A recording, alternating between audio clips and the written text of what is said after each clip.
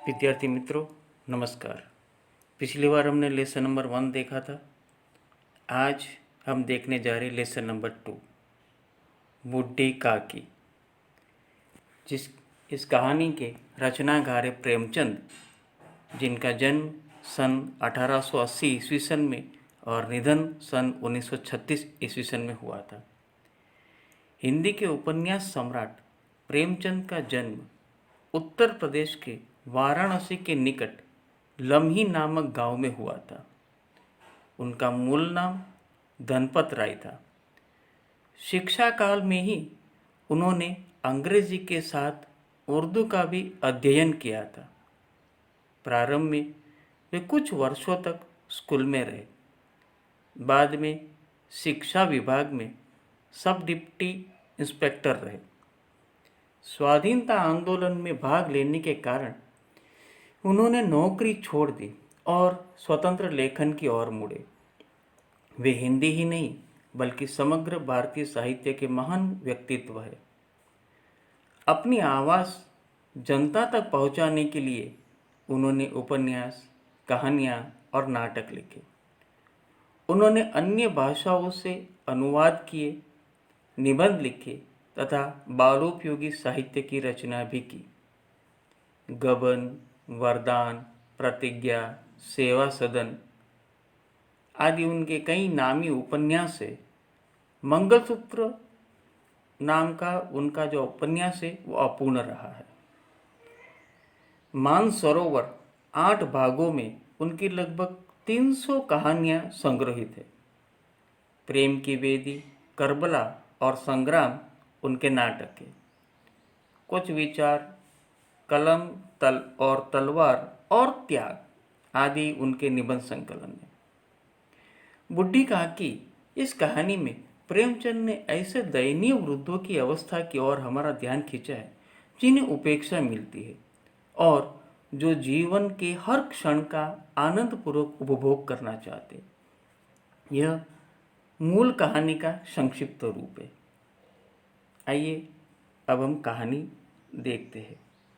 मैं कहानी पढ़ते जाऊंगा और एक एक पैराग्राफ आपको समझाते जाऊंगा। बुढ़ापा बहुधा बचपन का पुनरागमन हुआ करता है। बुढ़ी काकी में जीभ के स्वाद के सिवा न और कोई चेष्टा शेष थी और न अपने कष्टों की ओर आकर्षित करने का रोने के अतिरिक्त कोई दूसरा सहारा ही। समस्त इंद्रियां, हाथ और पैर जवाब दे चुके थे। जमीन पर पड़ी रहती और घर वाले कोई बात उनकी इच्छा के प्रतिकूल करते। भोजन का समय टल जाता या उसकी मात्रा कम होती अथवा बाजार से कोई वस्तु आती और न मिलती तो वे रोने लगती थी। उनका रोना सिसकना साधारण रोना न था, वे गला फाड़ फाड़ कर रोती थी। तो देखो, यहाँ पर लेखक ने किस प्रकार बुढ़ापा और बचपन, ये जो मानव जीवन की 2 अवस्था है, उनका मेल बताया है। ये दोनों अवस्था में लगभग व्यक्ति की स्थिति समान रहती है और इसीलिए लेखक ने बुढ़ापा को बचपन का पुनरागमन कहा है। बचपन में भी जो कोई यदि मान लो छोटा बच्चा है तो उसको भी खाने की चीज़ के सिवा और किसी में ज़्यादा रस नहीं होता है। उसकी सारी चेष्टा खाने के लिए ही होती है। और उसी प्रकार यदि उसको कोई तकलीफ है, कष्ट है, तो दूसरों को अपनी कष्ट की ओर आकर्षित करने के लिए वे रोते हैं। और उनका रोना भी थोड़ा धीमी नहीं होता है, लेकिन गला फाड़ फाड़ कर रोते ताकि दूसरे को अपनी ओर आकर्षित कर सके। तो उसी प्रकार बुढ़ापा में भी यही चीज़ रहती है कि उनको खाने के सिवा और कोई चीज़ में इच्छा नहीं बची होती है। दूसरा, वो अपनी तरह से कुछ भी करने के लिए सक्षम नहीं होते हैं और यदि उनके प्रतिकूल जब कोई भी बात या तो घटना होती है तब दूसरों को अपने दुख की ओर आकर्षित करने के लिए या तो अपनी ओर आकर्षित करने के लिए वे गला फाड़ फाड़ कर रोते हैं। तो हमारे बुढ़े काकी भी कुछ ऐसा ही चरित्र है। अब हम दूसरा पैराग्राफ देखते हैं। उनके पति को स्वर्ग सिधारे बहुत वक्त हो चुका था। बेटे तरुण होकर चल बसे थे। अब एक भतीजे के सिवाय और कोई न था। उसी भतीजे के नाम उन्होंने अपनी सारी संपत्ति लिख दी। बुद्धिराम ने सारी संपत्ति लिखाते समय खूब लंबे चौड़े वादे किए, किंतु वे सब वादे केवल कुली डिपो के दलालों के दिखाए हुए सब्जबाग थे। यद्यपि उसी संपत्ति की वार्षिक आय कम न थी, तथापि बुढ़ी काकी को पेट भर भोजन भी कठिनाई से मिलता था। तो यहाँ पर एक शब्द आया है सब्जबाग। सब्जबाग माने झूठे सपने दिखाना, जो हकीकत ना हो ऐसा। तो बुढ़ी काकी का पहला अपना एक भरा पूरा परिवार था। उनके पति थे, उनके बेटे थे, लेकिन पति स्वर्ग सिधार चुके थे और बेटे तरुण होकर चल बसे थे।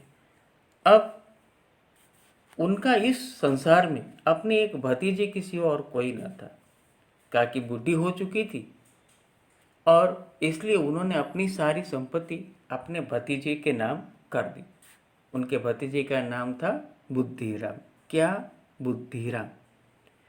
और बुद्धिराम भी बहुत चालाक था। जब वो सारी संपत्ति अपने नाम लिखवा रहा था, तब काकी से खूब लंबे चौड़े वादे किए थे उसने कि मैं आपको इस प्रकार से रखूँगा, आपको ये आपकी ऐसी सेवा करूँगा। लेकिन ये सारे लंबे चौड़े वादे लेखक के हिसाब से केवल सब्जबाग थे, झूठे थे।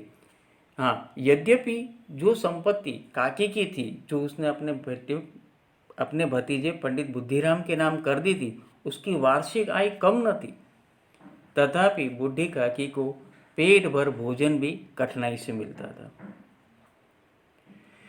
अब तीसरा पैराग्राफ। लड़कों को बुढ़ों से स्वाभाविक विद्वेष होता ही है, और फिर जब माता पिता का यह रंग देखते हैं तो वे बुढ़ी काकी को और सताया करते। कोई चुटकी काटकर भागता, कोई उन पर पानी कुल्ली कर देता। काकी चीख मार कर रोती, परंतु यह बात प्रसिद्ध थी कि वे केवल खाने के लिए रोती है, अतएव उनके संताप और आर्तनाद पर कोई ध्यान नहीं देता था। तो विद्वेष माने वैर। वैसे हम देखते हैं कि एक जो हम पीढ़ीगत अंतर कहते हैं, या तो जनरेशन गैप जिसे आप कहते हो, उस जनरेशन गैप में बहुत ही देखने को मिलता है कि लड़के ज़्यादातर बूढ़ों का मान सम्मान नहीं रखते। यदि घर में जो उनके दादा या तो परदादा वगैरह कुछ होते, या तो दादी वगैरह होते, तो उनका मान सम्मान नहीं रखते। और यहाँ पर तो देखने वाली बात ये थी कि पंडित बुद्धिराम और उसकी पत्नी रूपा का व्यवहार काकी से बिल्कुल अमानवीय था। वो भी बूढ़ी काकी का पूरी तरह से ख्याल नहीं रखते थे। इसलिए जब माता पिता ऐसा व्यवहार करते थे कि जिसके कारण काकी का अपमान हो, उन्हें पेट भर खाना न मिले, या तो उनकी कोई विशेष देखभाल वो करते नहीं थे, तो स्वाभाविक रूप से लड़कों को और बल मिलता कि वो बूढ़ी काकी को और सताया करते। और लड़के सताते भी थे। किस प्रकार से? तो लेखक ने यहाँ पर लिखा है, कोई चुटकी काट कर भागता, कोई उन पर पानी कुल्ली कर देता। ऐसा होने पर काकी चीख मारकर चिल्लाती, दूसरों का ध्यान अपनी ओर आकर्षित करने के लिए रोती भी। परंतु सबने एक बात प्रसिद्ध करके रख दी थी कि भाई काकी को और कोई तकलीफ नहीं है, काकी को केवल खाना चाहिए, और वो हमेशा खाने के लिए रोती है। इसलिए उनके संताप यानी कि दुख और आर्तनाद माने पीड़ा से भरी चीख की ओर कोई ध्यान नहीं देता था। अब आगे का पैराग्राफ। संपूर्ण परिवार में यदि काकी से किसी का अनुराग था तो वह बुद्धिराम की छोटी लड़की लाडली थी। लाडली अपने दोनों भाइयों के डर से अपने हिस्से की मिठाई या चबेना बुढ़ी काकी के पास बैठकर खाया करती थी। यही उसका रक्षागार था। और यद्यपि काकी की शरण उनकी लोलुपता के कारण महंगी पड़ती थी, तथापि भाइयों के अन्याय की तुलना में कहीं सुलभ थी। इस स्वार्थानुकूलता ने उन दोनों में सहानुभूति का आरोपण कर दिया था। मतलब कि ये जो पूरा परिवार था, पंडित बुद्धिराम, उसके बेटे, उसकी पत्नी रूपा, और उनकी एक बेटी भी थी जिसका नाम था लाडली, ये पूरे संपूर्ण परिवार में केवल एक लाडली थी कि जिसे काकी के प्रति कुछ अनुराग था, कुछ भावना थी काकी के प्रति। लाडली अपने दोनों भाइयों के डर से, मैंने भाई तो कई बार ऐसा परिवार में होता है कि बड़े भाई होते और छोटे को यदि कुछ दिया जाता है तो उसे झपट मार कर ले लेते, ऐसे भी कहीं कहीं कई जगह पे देखने को मिलता है। तो इन ऐसे अपने भाइयों से बचने के लिए वो अपने हिस्से की जो कुछ भी खाने की चीज़ मिलती थी, मिठाई हो या चबेना हो, तो वो बुढ़ी काकी के पास बैठकर खाया करती, ताकि उसके बड़े भाई उधर आकर उसको सताए नहीं या तो उसका कोई खाने की चीज़ छीन कर न ले जाए। और काकी के पास बैठकर खाने उसका रक्षागार था, क्योंकि वहाँ वो रक्षित रहती थी, उसके भाई उनको सताने नहीं आया करते थे। हाँ, एक बात है कि काके की शरण उनकी लोलुपता के कारण महंगी पड़ती थी। लाडली को कुछ उस मिठाई में से या तो चबेने में से कुछ हिस्सा काके को देना पड़ता था खाने के लिए, परंतु भाइयों की अन्याय की तुलना में वो कुछ सुलभ सौदा था। और इस स्वार्थानुकूलता के कारण दोनों का स्वार्थ था एक दूसरे के प्रति। काकी उसको उसका ध्यान रखते थे या तो उसको भाइयों से बचाती थी, कारण उसको कुछ जो खाने की चीज़ है, मिठाई या तो चबेना वगैरह मिले, और लाडली उनके पास जाकर बैठती थी क्योंकि उसके भाई उसको सताया करते थे। तो ये जो स्वार्थानुकूलता थी, इस स्वार्थानुकूलता ने उन दोनों में सहानुभूति का आरोपण कर दिया था। अब आगे की बोले। रात का समय था। बुद्धिराम के द्वार पर शहनाई बज रही थी और गांव के बच्चों का झुंड विस्मयपूर्ण नेत्रों से गाने का रसास्वाद कर रहा था। वैसे ये देखने जाए तो पुराने समय की बात है। आज के समय में आपको इसे देख कर या तो इसको सुनकर कुछ आश्चर्य नहीं होता होगा या तो कुछ अजीब सी बात लगती होगी, लेकिन पहले ऐसा होता था कि कुछ एक घर ऐसे होते थे कि जहाँ पर कभी मान लो ये कोई प्रसंग आया है तो उस प्रसंग में शहनाई वाले या तो गाने बाजे वाले को बुलाया जाता, और जब भी ऐसा कुछ होता तो आसपास के सभी बच्चे वहाँ पर झुंड बनकर खड़े रह जाते और विस्मयपूर्ण नेत्रों से देखा करते थे या तो जो कुछ भी बचता उसका रसास्वादन करते रहते थे। हाँ, अब इसका कारण ये था कि आज बुद्धिराम के बड़े लड़के मुखराम का तिलक आया था। यानी बुद्धिराम का जो बड़ा लड़का था उसका तिलक आया हुआ, तो उसके तिलक का ये अवसर था। ये उसी का उत्सव है। घर के भीतर स्त्रियां गा रही थी और रूपा मेहमानों के लिए भोजन के प्रबंध में व्यस्त थी। भट्टियों पर कढ़ा चढ़े थे, एक में पूड़ियाँ कचौड़ियाँ निकल रही थी, एक बड़े पतीले में मसालेदार सब्जी पक रही थी। घी और मसालों की सुगंध चारों ओर फैली हुई थी। बुढ़ी काकी अपनी कोठरी में बैठी हुई थी। यह सुगंध उन्हें बेचैन कर रही थी। वह मन ही मन सोच रही थी, इतनी देर हो गई, कोई भोजन लेकर नहीं आया। मालूम होता है सब लोग भोजन कर चुके हैं। यह सोचकर उन्हें रोना आया, परंतु अपशुकन के डर से वह रो न सके। मतलब कि जो उत्सव था वह उत्सव पंडित बुद्धिराम के लड़के मुखराम के तिलक का था। उस उत्सव पर स्त्रियां गाने गा रही थी, भोजन का प्रबंध हो रहा था और भोजन में पूड़ियाँ और कचौड़ियाँ पक रही थी, साथ साथ घी और मसालेदार सब्जी की सुगंध आ रही थी। और इन सुगंधों ने, हम सब जानते हैं क्योंकि बूढ़ी काकी की एकमात्र चेष्टा है वो है खाने की इच्छा, और खाना उन्हें चाहिए था, लेकिन ये इसलिए इस सारी सुगंध से वो बेचैन हो रही थी और मन ही मन सोच रही थी कि शायद बहुत देर हो गई, कोई भोजन लेकर नहीं आया।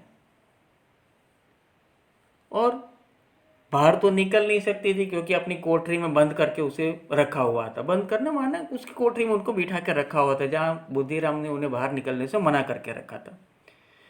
इसलिए कोई खाना लेकर नहीं आया, सब भोजन लेकर सो गए होंगे, ये सब सोच कर वो उसे रोना आया। परंतु अपशुकन हो क्योंकि शुभ प्रसंग चल रहा है, बेटे के तिलक आया है, तो इस पर अपशुकन ना हो इसलिए वो डर से रो ना सकी।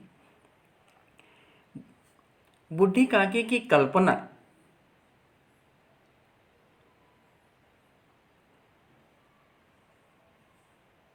में पूड़ियों की तस्वीर नाचने लगी। खूब लाल लाल, फूली फूली, नरम नरम होंगी। कचौड़िया में अजवाइन और इलायची की महक आ रही थी।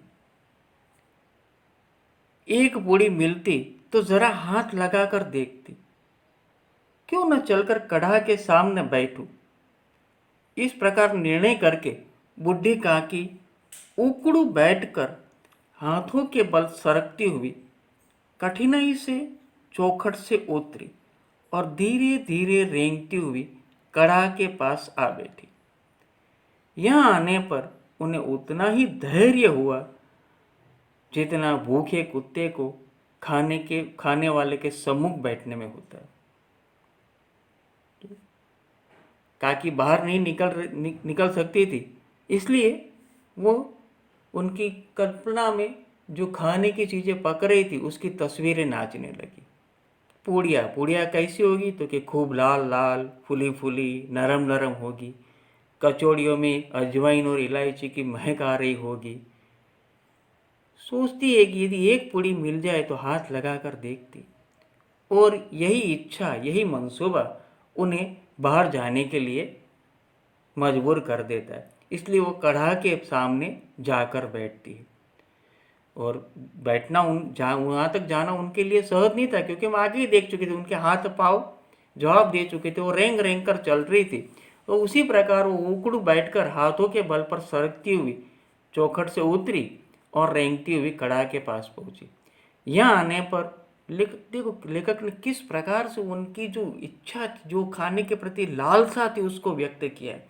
कि जिस प्रकार एक भूखा कुत्ता खाने वाले के सामने आकर बैठता है कि यदि खाने वाला कुछ डाले तो उसे फट से खा ले, उसी प्रकार उतना धैर्य धारण करते हुए, माने बिल्कुल अधीर होकर, दूसरे शब्दों में हम देखें तो कुत्ते की तरह बिल्कुल अधीर हो चुकी है बुढ़ी काकी खाने के लिए, कि यदि कोई खाना मिल जाए तो वो झट से उसे खा ले। बुद्धिराम की पत्नी रूपा उस समय कार्यभार से परेशान हो रही थी। कभी इस कमरे में जाती, कभी उस कमरे में, कभी कढ़ा के पास आती, कभी भंडार में जाती। बेचारी अकेली दौड़ते दौड़ते व्याकुल हो रही थी, झुंझलाती थी, कूड़ती थी, परंतु क्रोध प्रकट करने का अवसर न पाती थी। इस अवस्था में उसने बुढ़ी काकी को कढ़ा के पास बैठे देखा तो जल उठे, क्रोध न रुक सका। जिस प्रकार मेंढक केंचुए पर झपटता है, उसी प्रकार वो बुढ़ी काकी पर झपटी और दोनों हाथों से झटक कर बोली, ऐसे पेट में आग लगे। पेट है या भाड़? कोठरी में बैठते हुए क्या दम घुटता था? अभी मेहमान ने नहीं खाया, भगवान को भोग नहीं लगा, तब तक धैर्य न हो सका। तो इस प्रकार इस पैराग्राफ में देखो, जिस प्रकार से उसकी पत्नी यानी बुद्धिराम की पत्नी रूपा, कि जो अपने कार्यभार से कुछ परेशान थी, कुछ क्रोध प्रकट करने का अवसर ढूंढ रही थी, काके की कड़ा के पास हाजिरी उसे अपने क्रोध को प्रकट करने के लिए एक मौका दे देती है और कुछ भी अनाप शनाप काकी को कह देती है, काकी का अपमान कर देती है। बुढ़ी काकी ने सिर उठाया, न रोई न बोली, चुपचाप रेंगती हुई कोठरी में चली गई। भोजन तैयार हो गया, आंगन में पत्तल पड़ गई, मेहमान खाने लगे। बुढ़ी काकी अपनी कोठरी में जाकर पश्चाताप कर रही थी कि मैं कहाँ चली गई। उन्हें रूपा पर क्रोध नहीं था, अपनी जल्दबाजी पर दुख था। सच ही तो है, जब मेहमान लोग भोजन ना कर लेंगे, घर वाले कैसे खाएंगे? मुझसे इतनी देर भी ना रह गया। अब जब तक कोई ना आएगा, बुलाने ना आएगा, तब तक न जाऊंगी। तो काकी को अपनी ये जो भूल हुई थी उनकी, उस पर अभी पश्चाताप हो रहा है कि कहाँ मैं बिना बुलाए चली गई। पता नहीं था उनको कि मेहमानों ने खाना खा लिया होगा या नहीं, लेकिन अपनी बेसब्री के कारण वो वहाँ पर कड़ा के पास चल गई, और जब उन्हें पता चला कि मेहमान ने खाना नहीं खाया तो वो भी सोचती है कि ये तो ठीक नहीं है, क्योंकि जब तक मेहमान ना खा ले तब घर वाले खा नहीं पाते, और इतना मुझसे सब्र न हो सका, इसलिए उनको अपने आप अपनी गलती का एहसास होता है, अपना उसका पछतावा करती है और मन में ठान लेती है कि जब तक कोई बुलाने ना आएगा न जाऊंगी। मन ही मन इसी प्रकार का विचार कर वह बुलाने का इंतजार करने लगी। वह मन को बहलाने के लिए लेट गई। धीरे धीरे एक गीत गुनगुनाने लगी। उन्हें मालूम हुआ कि मुझे गाते देर हो गई। क्या इतनी देर तक लोग भोजन कर रहे होंगे? किसी की आवाज़ नहीं सुनाई देती। अवश्य ही लोग खा पीकर चले गए। मुझे कोई बुलाने नहीं आया। रूपा चिढ़ गई है, क्या जाने न बुलाए। बुढ़ी काकी चलने के लिए तैयार होगी। यह विश्वास है कि 1 मिनट में पूड़ियाँ और मसालेदार सब्जियाँ सामने आएगी। उनकी स्वादेंद्रियाँ गुदगुदाने लगी। उन्होंने मन में तरह तरह के मंसूबे बांधे। पहले सब्जी से पूड़ियाँ खाऊंगी, फिर दही और शक्कर से। कचौड़ियाँ रायते के साथ मज़ेदार मालूम होगी। चाहे कोई बुरा माने चाहे भला, मैं तो मांग मांग कर खाऊंगी। यही ना लोग कहेंगे कि इन्हें विचार नहीं। कहाँ करे? इतने दिन के बाद पुड़िया मिल रही है तो मुंह झूठा करके थोड़े ही उड़ जाऊंगी। इस प्रकार काकी मन ही मन अपने मंसूबे गढ़ती है कि शायद बहुत देर हो गई, कोई बुलाने नहीं आया है, तो क्या करूं, मैं शायद वहाँ चली जाऊं। उन्हें विश्वास था कि वो यदि वहाँ पर जाएगी तो उन्हें खाना तैयार मिल जाएगा, तो किस प्रकार से खाएगी उसके मंसूबे भी बना। देखो बिल्कुल बालक की तरह है कि पहले पूड़ियाँ सब्जी के साथ खाऊंगी, फिर दही और शक्कर के साथ खाऊंगी, कचौड़ियाँ रायते के साथ खाऊंगी। ये सारे मंसूबे वो बनाती है और सोचती है कि मैं तो खूब खाऊंगी, मांग मांग कर खाऊंगी। लोग चाहे कुछ भी सोचे मेरे बारे में, मैं कुछ परवाह करने वाली नहीं हूँ। तब हम आगे देखते। वह उकड़ू बैठकर हाथों के बल सरकती हुई आंगन में आई, परंतु हाय दुर्भाग्य, मेहमान मंडली अभी बैठी हुई थी। कोई खाकर उंगलियां चाटता था, कोई तिरछे नेत्रों से देखता था कि लोग अभी खा रहे हैं या नहीं। इतने में बुढ़ी काकी रेंगती हुई उनके बीच में आ जा पहुंची।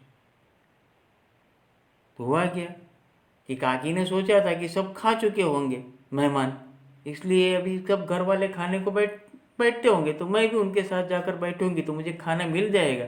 लेकिन उनका दुर्भाग्य कि मेहमान मंडली अभी खा रही थी और कोई खाकर, खाना मज़ेदार होगा, स्वादिष्ट होगा इसलिए उंगलियां चाट रहा था, कोई तिरछे नेत्रों से देख रहा था कि अभी और कोई खा रहा है तो चलो मैं भी और कुछ मांग कर खा लूँ।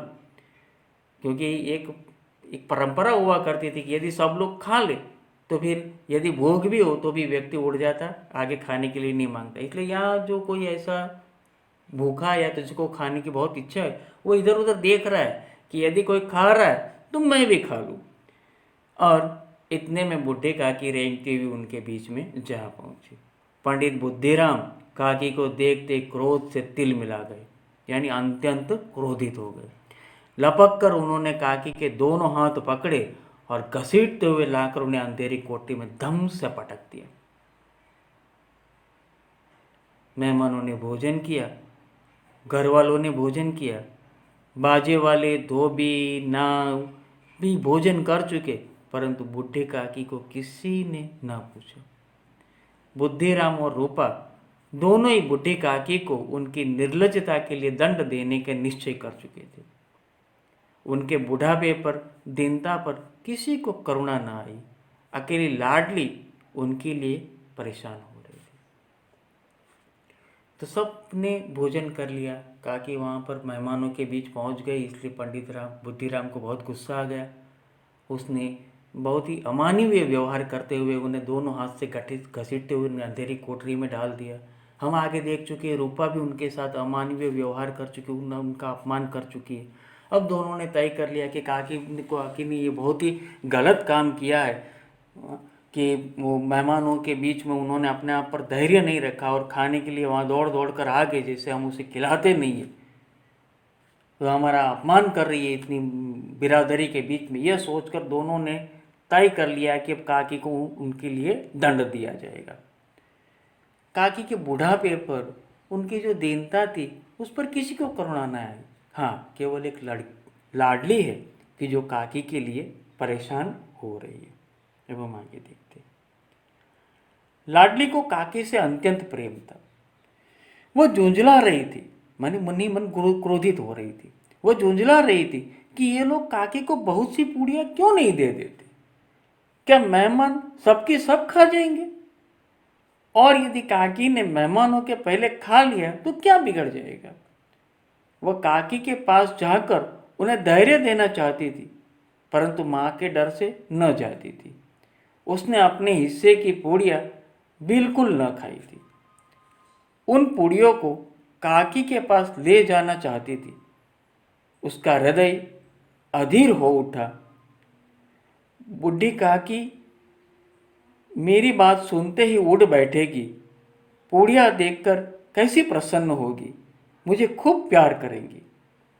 अब लाडली काकी को जिस प्रकार से अपमानित करके खाना न दिया गया उसके कारण वो क्रोधित हो गई थी, लेकिन छोटी बच्ची क्या कर सकती थी? अपनी माँ से तो वो कुछ कह नहीं सकती थी, क्योंकि माँ शायद उसे डांट ले, पिता से भी कह नहीं सकती थी। इसलिए वह अपने हिस्से की पूड़ियाँ न खाती नहीं है और बूढ़ी काकी के लिए बचा के रखती है, ताकि वो यदि जब उन्हें पूड़ियाँ दे तो बूढ़ी काकी प्रसन्न हो जाए और लाडली से खूब प्यार करे। रात के 11 बज गए थे। रूपा आंगन में पड़ी सो रही थी। लाडली की आंखों में नींद न थी। काकी को पूड़ियाँ खिलाने की खुशी उसे सोने न देती थी। अब विश्वास हो गया कि अम्मा सो रही है। वो चुपके से उठी और बुढ़ी काकी की कोठरी की ओर चली। बुढ़ी काकी को केवल इतना याद था कि किसी ने मेरे हाथ पकड़कर घसीटे और फिर ऐसा मालूम हुआ कि जैसे कोई पहाड़ पर उठाए लिए जाता है। उनके पैर बार बार पत्थरों से टकराए, तब किसी ने उन्हें पहाड़ पर दे पटका, वे मूर्छित हो गई। इन्हीं जिसे पंडित बुद्धिराम ने उन्हें मेहमान के साथ देखकर जब किस प्रकार से खींच दोनों हाथों को पकड़कर घसीटते हुए ले गया था, तो उन्हें ऐसा महसूस, अब इतना कुछ याद है कि जैसे मान लो उसको किसी ने कुछ घसीटा था और कुछ पहाड़ पर उठाए ले जा रहा था। उनके पैर जो पत्थर से टकरा रहे थे और फिर किसी ने पहाड़ पर दे पटका था। वे मूर्छित हो गई थी उस समय। और जब वे सचेत हुई तो किसी की जरा भी आहट नहीं मिलती थी। उन्होंने समझ लिया कि सब लोग खा पीकर सो गए। यह विचार कर काकी निराशामयी संतोष के साथ लेट गई। गिलानी से गला भर भर आता था, परंतु मेहमान के डर से रोती न थी। सहसा उनके कानों में आवाज आई, काकी उठो, मैं पूड़ियाँ लाई हूँ। काकी ने लाडली की बोली पहचानी, चटपट उठ बैठी, दोनों हाथों से लाडली को टटोला और उसे गोद में बिठा लिया। लाडली ने पूड़ियाँ निकाल कर दी। ये टटोलना इसलिए पड़ा क्योंकि कमरे में अंधेरा था, इसलिए लाडली की आवाज़ कहाँ से आ रही है, उसी आवाज़ में उन्होंने अपने हाथ पसारे और टटोल कर उसे अपने गोद में बैठा लिया। लाडली ने पूड़ियाँ निकाल कर उन्हें दी। काकी ने पूछा, क्या तुम्हारी अम्मा ने दी है? लाडली ने कहा, नहीं, ये मेरे हिस्से की है। काकी पूड़ियों पर टूट पड़ी। 5 मिनट में पिटारी खाली हो गई। लाडली ने पूछा, काकी पेट भर गया? जैसे थोड़ी सी वर्षा ठंडक के स्थान पर गर्मी पैदा कर देती है, उसी तरह इन थोड़ी पूड़ियों ने काकी की क्षुधा और इच्छा को और उत्तेजित कर दिया था। बोली, नहीं बेटी, जाकर अम्मा से और मांग लाओ, क्योंकि भूख बहुत थी, खाने की इच्छा बहुत थी और उसमें मिली तो केवल 4-5 पूड़ियाँ जो लाडली ने बचा के रखी थी वो मिली, इसलिए उतना खाने के बाद उनकी खाने की इच्छा और भड़क उठती है और वो लाडली से कहती है कि हो सके तो अम्मा से मांग लो। लाडली ने कहा, अम्मा सो गई है, जगाऊंगी तो मारेगी।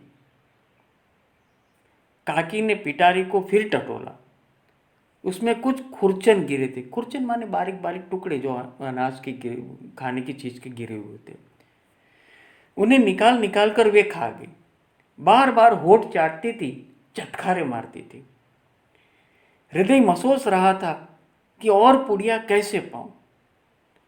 काकी का अधीर मन इच्छा के प्रबल प्रवाह में बह गया। उचित और अनुचित का विचार जाता रहा। वे कुछ देर तक उस इच्छा को रोकती रही। सहसा लाडली से बोली, मेरा हाथ पकड़कर वहां ले चलो जहां मेहमानों ने बैठकर खाना खाया। अब जो हृदय जो दृश्य यहाँ पर लेखक ने क्रिएट किया है वो बहुत ही हृदय विदारण है और ज़्यादातर हमें ऐसे कई मामलों में देखने को मिलता भी है कि बूढ़े व्यक्ति को इस तरह से सताया जाता है कि वो अपनी इच्छा को संतुष्ट करने के लिए कुछ भी करने को तैयार हो जाता है। यहाँ पर भी कुछ ऐसी घटना का वर्णन लेखक ने किया है, हम देखेंगे। लाडली उनका अभिप्राय माने इच्छा समझ न सकी। उसने काकी का हाथ पकड़ा और ले जाकर जूठे पत्तलों के पास बैठा दिया। काकी पत्तलों से पूड़ियों के टुकड़े चून चून कर खाने लगी। ओह, दही कितना स्वादिष्ट था, कचौड़ियाँ कितनी सलोनी, खस्ता कितना सुकोमल। काकी बुद्धिहीन होते हुए भी इतना जानती थी कि मैं वह काम कर रही हूँ जो मुझे कदापि न करना चाहिए। मैं दूसरों की झूठी पत्तल चाट रही हूँ, परंतु बुढ़ापा तृष्णा रोग का अंतिम समय है, जब संपूर्ण इच्छाएं एक ही केंद्र पर आ लगती है। बूढ़ी काकी में वह केंद्र उनकी स्वादेंद्रिया थी। वो बराबर जानती थी कि किसी की झूठी पत्तल चाटना ये तो कुत्ते करते हैं, वो कुत्ता नहीं है, वो इंसान है, उनके लिए ये बराबर नहीं है। परंतु क्या कर, उनकी इच्छाएं खाने के लिए अब इतनी प्रबल हो चुकी थी कि वो बुरा या भला, अच्छा या सच सही या झूठ, इस सब का भेदभाव वो भूल चुकी थी और अपनी तृष्णा को, अपनी इच्छा को संतुष्ट करने के लिए वो कुछ भी करने के लिए तैयार हो चुकी थी। यहाँ पर भी देखने की बात है, कुछ अंडरलाइन करके समझने की बात है कि बुढ़ापा तृष्णा रोग का अंतिम समय है। क्योंकि होता क्या है कि जब मनुष्य युवान होता है तब तृष्णाएं उसके मन में भी होती है, कुछ पाने की, कुछ करने की, लेकिन वो सोचता है कि अभी समय है उसके पास, आज नहीं तो कल वो उसे प्राप्त कर लेगा। लेकिन बुढ़ापा एक ऐसी स्थिति है कि जहाँ उनके पास ये समझ नहीं है कि वो कल शायद इसे पा सकेंगे, उनके पास उतना वक्त नहीं है और इसीलिए उस समय वो अपनी इच्छा को संतुष्ट करने के लिए कुछ भी करने को तैयार हो जाते हैं। और इसीलिए लेखक ने बुढ़ापे को तृष्णा रोग का अंतिम समय कहा है। तृष्णा मानी इच्छा है, तो इसका अंतिम समय बुढ़ापा है, क्योंकि बुढ़ापे में वो अपने आप को बेसहारा मानते हैं और जो इच्छा जागृत हुई है उसे पूर्ण करने के लिए वो कुछ भी करने को तैयार हो जाते हैं। और बुढ़े काकी की तो आप सब जानते हैं, एक ही इच्छा थी। कौन सी इच्छा थी? खाना मिलना चाहिए। ठीक उसी समय रूपा की आंखें खुली। उसे मालूम हुआ कि लाडली मेरे पास नहीं है। चौंकी, चारपाई के इधर उधर देखने लगी कि कहीं नीचे तो नहीं गिर पड़ी। उसे यहाँ न पाकर वह उठी तो क्या देखती है कि लाडली झूठी पत्तलों के पास चुपचाप खड़ी है और बूढ़ी काकी पत्तलों पर से पूड़ियों के टुकड़े उठा उठा कर खा रही है। रूपा का हृदय सन्न हो गया। सन्न हो जाना माने अत्यंत आश्चर्य में डूब जाना। जो दृश्य वो देख रही थी, उसने कभी कल्पना नहीं की थी कि ऐसा भी हो सकता है, इसलिए उसका हृदय सन्न हो जाता है। यह वह दृश्य था जिसे देखकर देखने वालों के हृदय कांप उठते हैं। ऐसा प्रतीत होता मानो जमीन रुक गई, आसमान चक्कर खा रहा है, संसार पर कोई विपत्ति आने वाली है।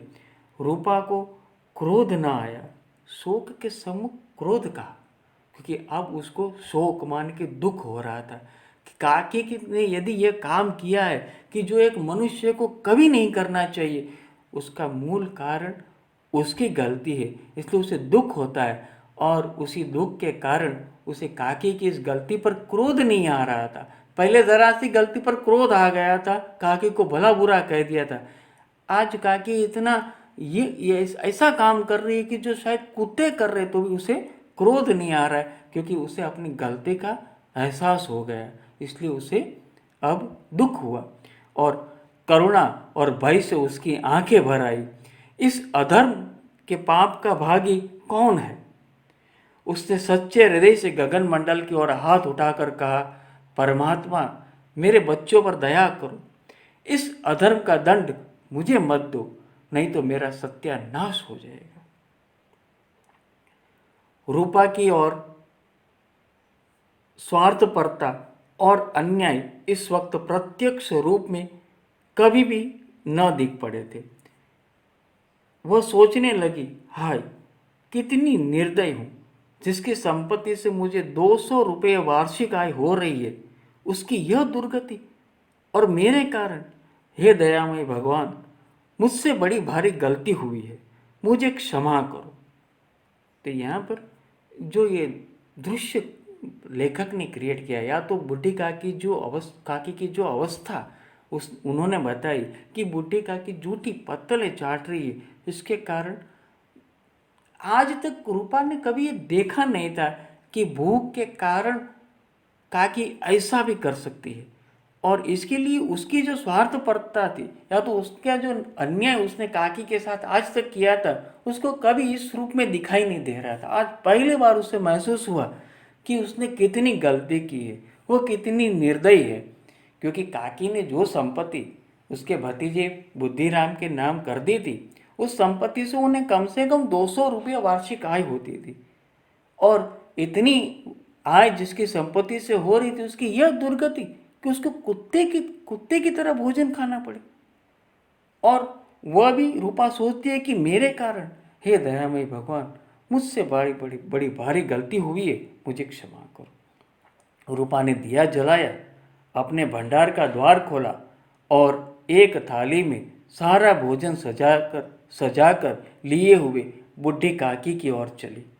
उसने कंठावरुद्ध स्वर में कहा, काकी उठो, भोजन कर लो, मुझसे आज बड़ी भूल हुई, उसका बुरा न मानना। परमात्मा से प्रार्थना कर दो कि वे मेरे अपराध क्षमा कर दे।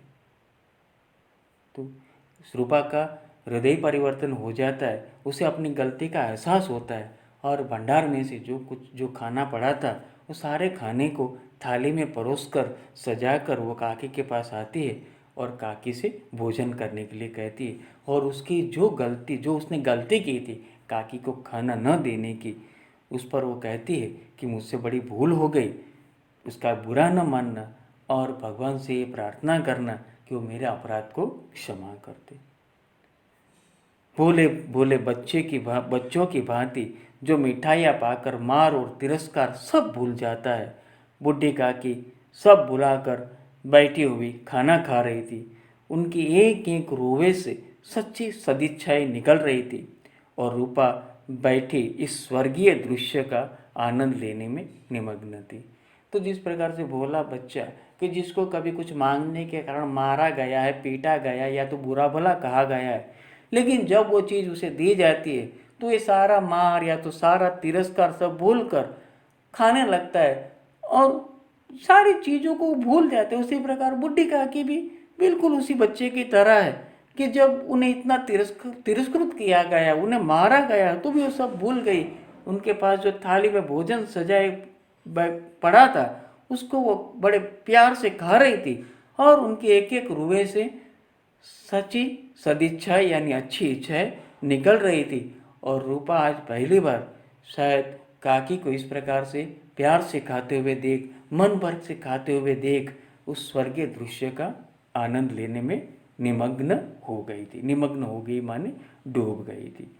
तो यहाँ पर कुछ शब्दार्थ और मुहावरे आपको दिए गए हैं।